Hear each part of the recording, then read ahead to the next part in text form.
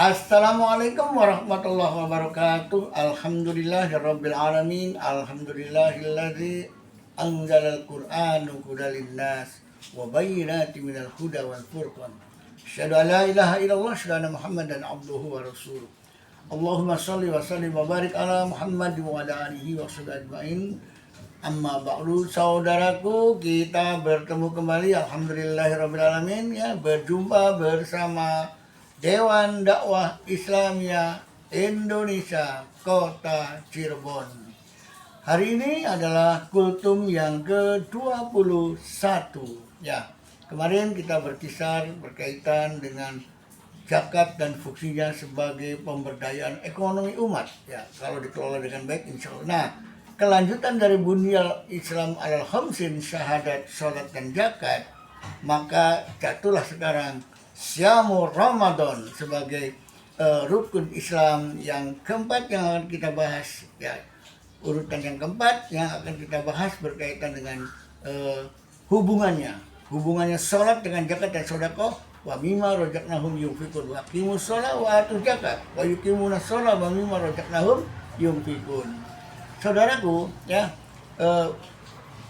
berkaitan dengan bagaimana sholat dan kesolehan sosial, di mana orang sholat jangan lupa memperhatikan fakir miskin. Berarti di sini ada wujud nyata amal dalam iman.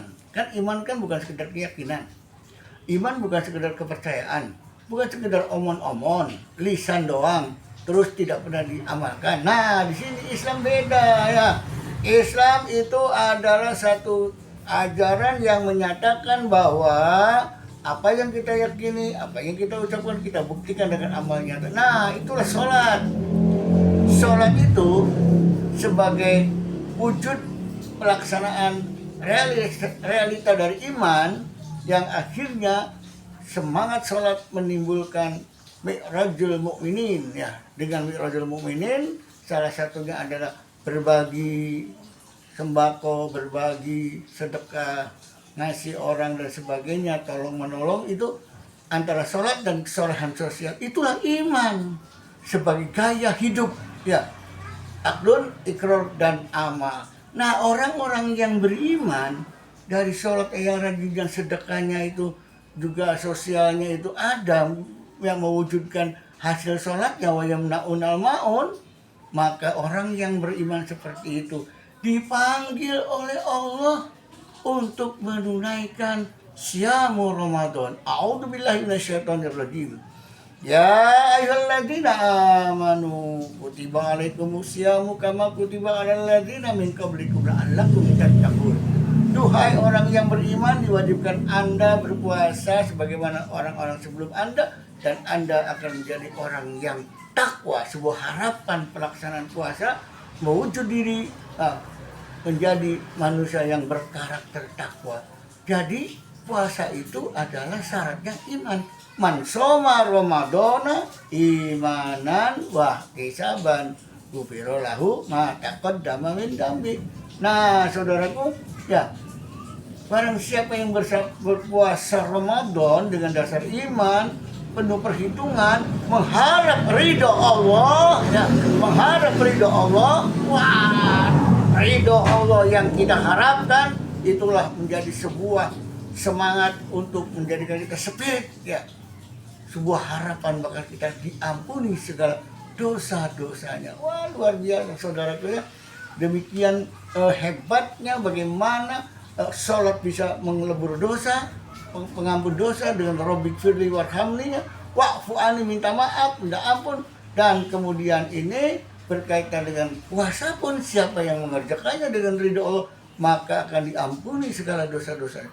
Jadi realisasi daripada rukun Islam itu ya, sholat itu juga zakat dan puasanya ujung-ujungnya adalah bagaimana memperbaiki diri dari segala kesalahan, minta ampun agar kita diampuni segala dosa-dosanya.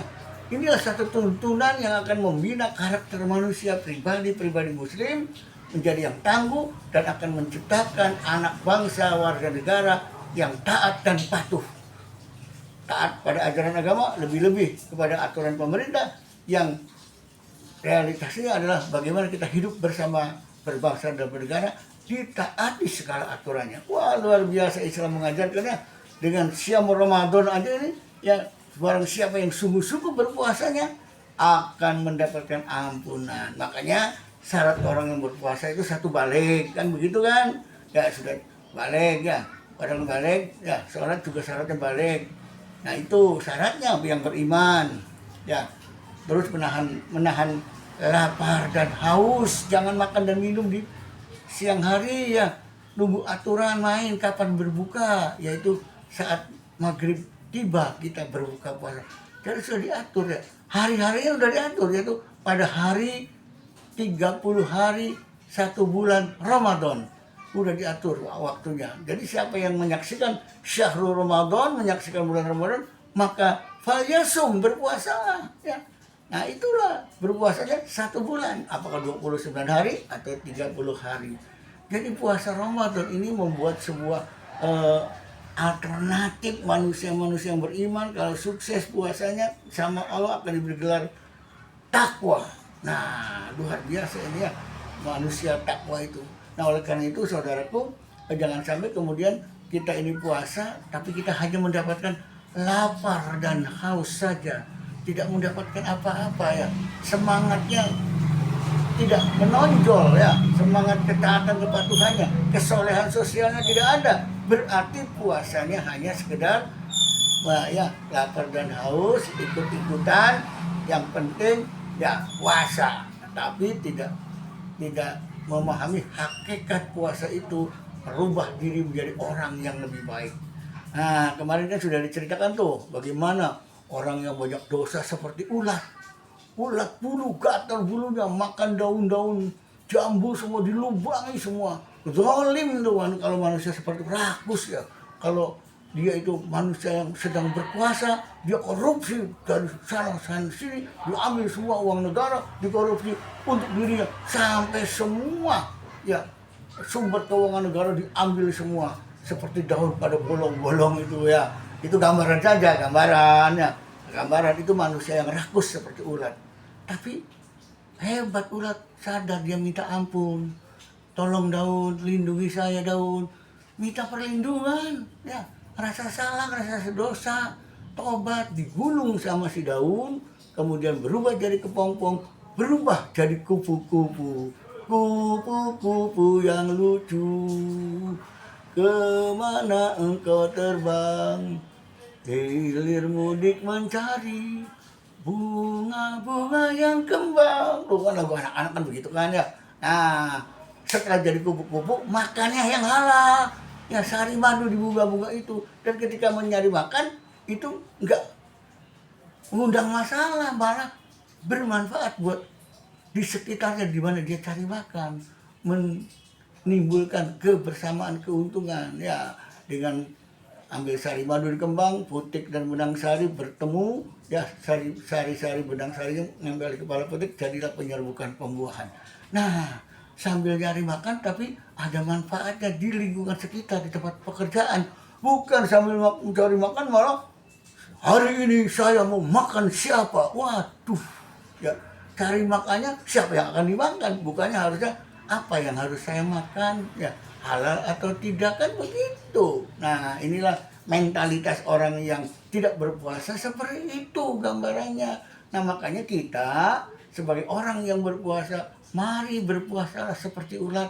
Kalau kita banyak dosa minta ampun, kalau sudah selesai puasanya 1 Syawal, kita menjadi orang yang takwa, orang yang terlahirkan kembali. Jangan seperti ular puasanya, diem, kulitnya berganti, kelihatan muda lagi. Begitu sudah selesai puasanya kayak ular, dia rakus, buas lagi, makan lagi. Wah, kita jangan sama seperti ular ya. Kita gambarannya kita puasanya seperti puasa ular. Ya ulat bulu tuh ya, ulat bulu.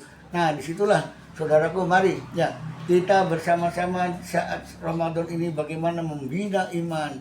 Ramadan artinya membakar iman kita supaya matang ya. Udah matang, dibakar, menyala, wajilat qulubuhum ya, hatinya, semangat imannya menjilat-jilat ya, membara seperti api ya, ketika diingatkan, diberitahu, dibacakan ayat-ayat Allah, diingatkan dengan ayat Allah, wajilat qulubuhum wa idza tuliyat alaihim zadathum imanan. Wah, semangat imannya membara, ya, api yang menjilat-jilat. Nah, seperti itulah sebuah gambaran orang yang setelah Ramadan dibina selama 1 bulan menjadi orang yang lebih baik, yaitu orang yang takwa. Mudah-mudahan kita nanti dalam 10 hari ke depan menjelang Idul Fitri 1 Syawal, insya Allah kita berupaya mendapatkan harapan hidup takwa. Demikian, mari kita bertasyahud. Asyhadu alla ilaha illallah, astagfirullah, nas'alukal jannata wa na'udzubika minan nar. Allahumma innaka afuwun tuhibbul afwa fa'fu anna ya karim. Ya Allah, ampuni dosaku, dosa kedua orang tuaku, dosa para saudara-saudara kami muslimin dan muslimat, dosa para pemimpin kami, ya Allah, agar mereka sadar dari dosanya dan bisa mengurus negara dengan sebaik-baiknya, ya Allah, untuk kesejahteraan, ketentraman dan kedamaian negeri yang kita cintai ini. Ya Allah, Rabbana atina fid dunya hasanah wa fil akhirati hasanah wa qina adzabannar wa qina adzabannar wa qina adzabannar. Ya Allah, lindungi kami, ya Allah, berlindung diri dari siksa api neraka. Demikian kurang lebihnya. Amin amin ya rabbal alamin. Assalamualaikum warahmatullahi wabarakatuh.